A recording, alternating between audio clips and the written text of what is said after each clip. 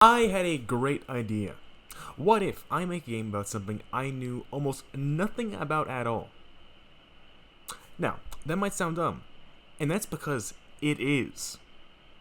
Jerma985, it turns out is his name, is a streamer and I thought a YouTuber. There was and still is only 3 things I know about this crazy man. First, he's the Among Us sus guy.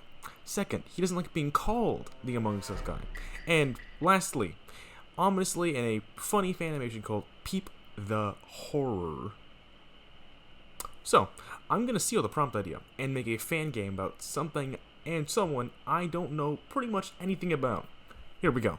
I started out by deciding what sort of game we'd be making, and felt like doing some pixel art, so I decided on a 2D game.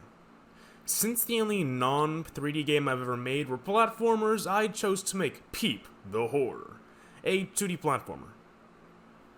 At least, at first. Next, I started on pixel art, making basic tiles to build a map with.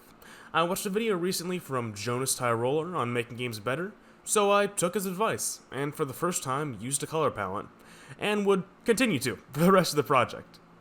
Without going in depth since I don't fully understand it, some colors look good together, and are dope, and some nerds helped us figure out what patterns are looking cool. I use pattern, I make game look more gooder.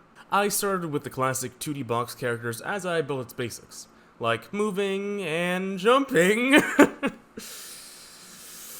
That took 2 days. That took 2 entire days. I used just about every system of moving in Unity before concluding 2D really doesn't get the same love as 3D, with its built-in character controller. Oh, but custom making a movement system is more performant and can better match your game. Shut up. Shut up, Straw Hat. Yeah, you're absolutely right, but still, it sucks. I'd rather have a choice. Anyway, I set movement for all my characters here by changing their velocity and let Unity handle all the weird stuff. Well, it works most of the time, so I think we're good to move on. Complete side note, as I'm recording this, I'm drinking this like a lemonade. It's purple, so I drink it. You make a slightly purple drink, I'll pretty much always drink it. My monkey brain just goes crazy and wants it.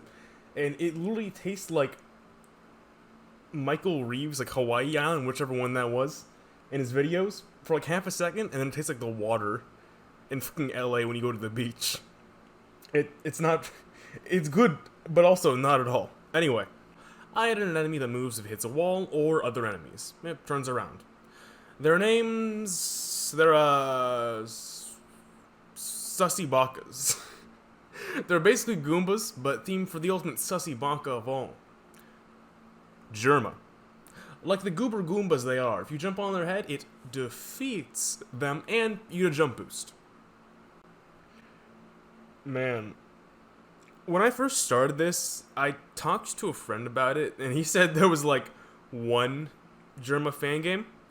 Neither of us thought to actually look up Jerma Fangame on YouTube.